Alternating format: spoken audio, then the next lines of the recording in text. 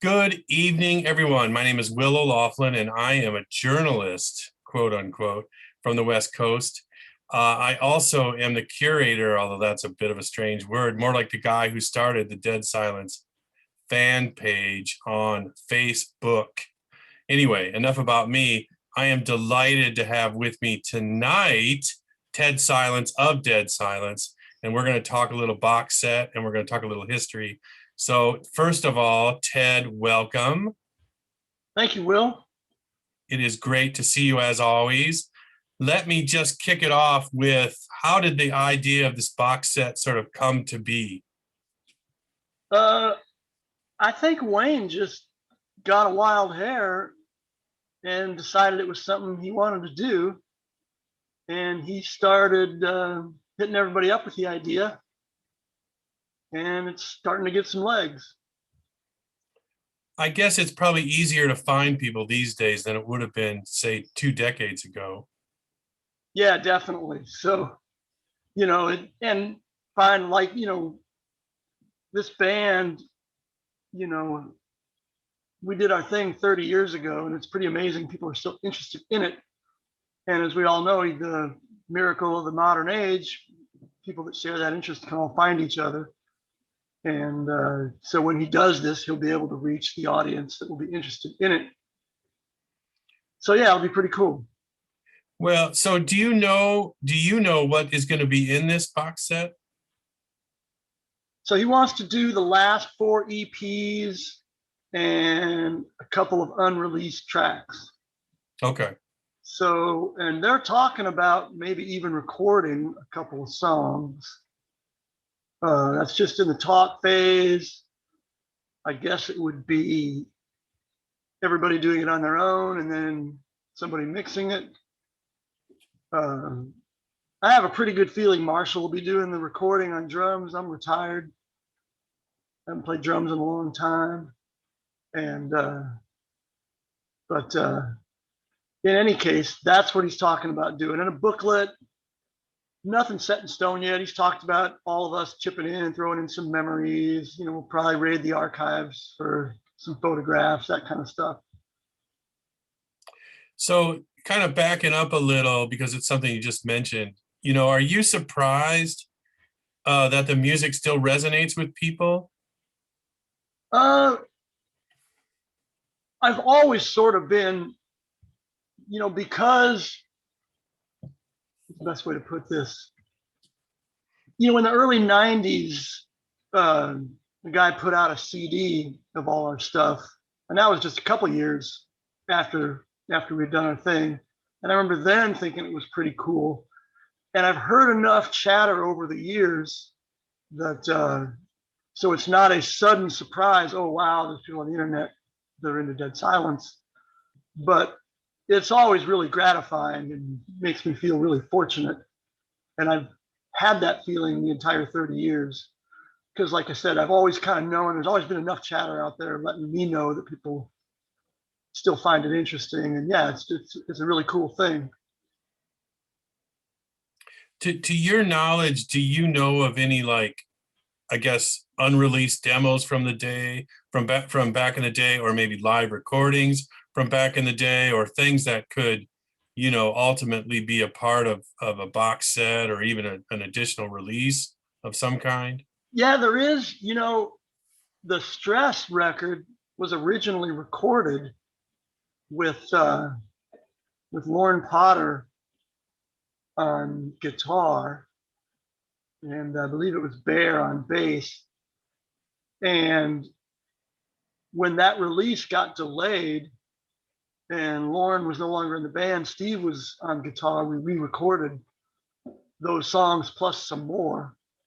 So a couple of us have cassettes that have that original recording of, I can't remember all the songs that are on it, slightly less that are on the Stress EP that did get released.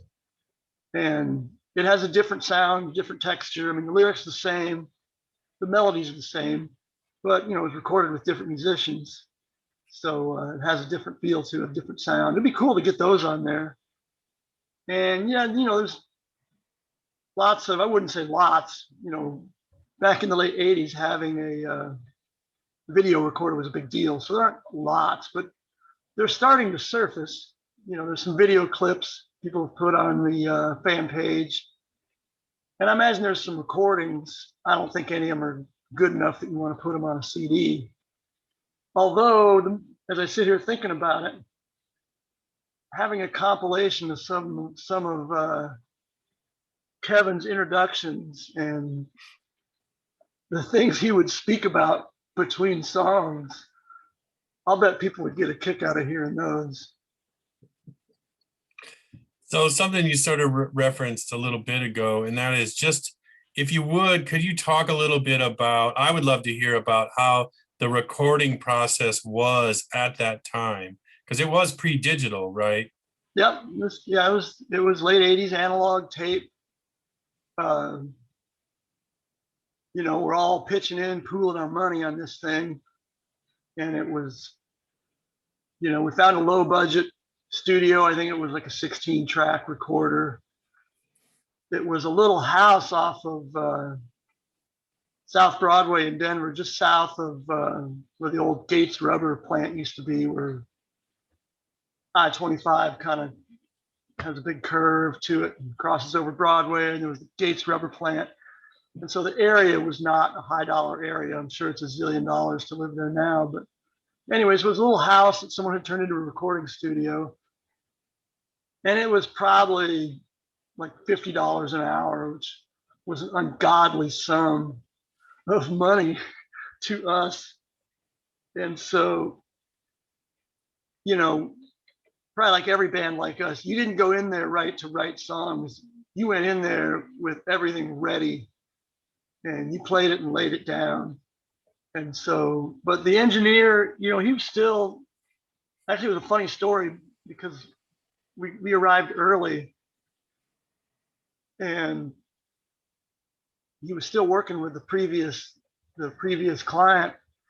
And the guy was doing lounge tunes. He was making an audition tape. He wanted to work on a cruise ship. He was making an audition tape to send out. And what I remember thinking is how cool it was that this guy was so really versatile, because he treated that guy and he treated us like we were the best musicians he'd ever worked with. And I'll never forget that. I just thought that was really cool. Who knows what his own personal taste in music was, but he treated every customer like they were the best thing ever. And so I can't remember if we didn't all play in the same room because you need to be able to mix separately, but we did play live. We all played together at the same time. I think we tried doing separate tracks and figured out pretty quickly we weren't that kind of band. I certainly wasn't that skilled of a drummer to do that. We had to play. So we played live, and then Kevin might dub in a couple of lines. If the take was really good and Kevin flubbed a line, or guitar solo wasn't quite right, we'd punch in a few seconds of guitar. But otherwise, it was like we played live and recorded live. Well, I think it's interesting that, because that's the other question I was going to ask you, is just what kind of business do you think this recording studio had primarily? But it sounds like anything and everything, huh? Yeah, I would imagine a lot of local bands. I could picture, the normal path to getting your music out was make a demo and go to LA and, bang on doors and hand it to people that don't want it. But, and so I imagine he had a lot of bands like that. Hey, we're gonna make a demo, we're gonna go to LA, that kind of thing. It was only the punk scene back then where anybody made their own record. By the 90s, when CDs came along, it was pretty common that any band, whether they were punk or mainstream, made their own CD and handed them out. But in any case, yeah, he probably had all kinds of stuff. Do you, I know before the pandemic started, there was some sort of loose talk about a reunion of some kind, probably speaking of Rapid City, perhaps in Rapid City. Has there Yeah, been that's any what it would have more? been. They were doing those, I think, every other year. And it was even numbered years, if I recall. And so we were thinking about 2018. And I think Kevin had to change jobs, which for him meant changing cities. And so 2018 was mixed. And then, but we weren't really talking up 2020. I mean, I don't know if the Rapid guys were going to do it or not, even, but we weren't really in discussions about it. So I don't think, you know, it's not a situation where, yeah, it was going to happen and then got nixed because of the pandemic. I mean, imagine it's still a possibility. I mean, we were kicking it around. I was thinking about how I was going to have to start doing cardio to, I joked about it. And then, like a year ago, I read some story about some drummer in his 50s did a reunion show and the guy had a heart attack and died. And I'm like, you know, so yeah, I was wisecracking about it, but I probably ought to do it if we're going to actually try such a thing. Uh, but Marshall and I would probably share duties. It's probably the only way I would survive the thing is, you know, maybe I'll open up first couple of songs and then I'm gassed. And so Marshall will take over and he can play some. And, they recorded music.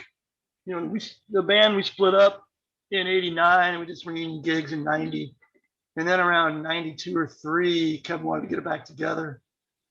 And he actually called me and said, hey, we're getting back together. You want to come back to Colorado?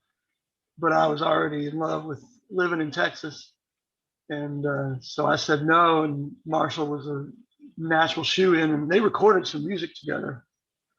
So I pictured any sort of reunion gigs as me doing a few songs, being gassed, Marshall taking over, playing some old stuff, playing the stuff they recorded together. And then when I'd be able to pull myself together, do a couple of songs to close it out.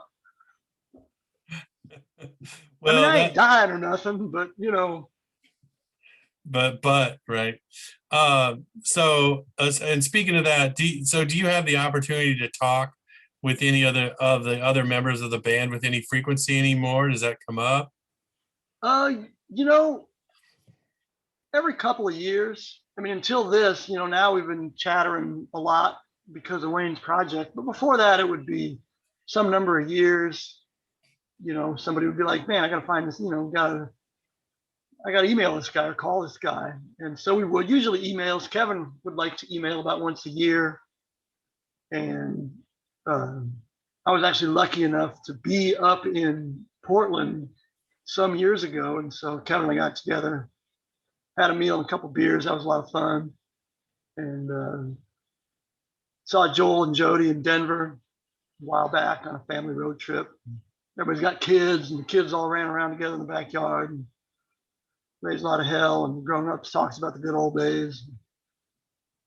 And so yeah, nobody's drifted too far. Sure, sure.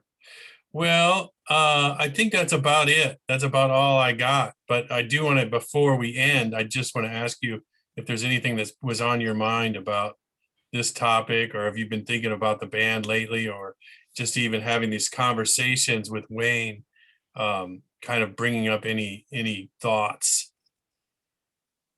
We all had a lot of fun talking about the previous administration in the White House. Butch Hancock said something a long time ago: Republicans are good for folk music, and the last administration was probably really good for punk rock music. But we were a politically topical band, and sad to say, many of those issues, actually, some of those issues are not there anymore. We're not worried about Rocky Flats cranking out more nukes anymore, but we have other things that we think about and would like to see get improved. And so maybe the individual topics may change, but the idea of, hey, there's things going on and we feel strongly about them, we've got something to say about them. If we play a gig, it'll probably take Kevin about 2 seconds to return to form. Yeah, it might just be like sort of pent up, from over the years, all bottled up and kind of ready. Oh, holy crap. It could be amazing. Well, listen, I appreciate you taking the time to talk, and I'm just going to say we'll probably put this on, the Facebook fan site. I sound like I'm a geriatric. Well, I kind of am, and probably on YouTube, on the YouTube as well, so people can check it out. And it's exciting. I'm excited about it. I drug my records out the other day and started playing them again. So I think a lot of people are excited. So I appreciate it, taking the time on this pandemic Thursday to have a conversation.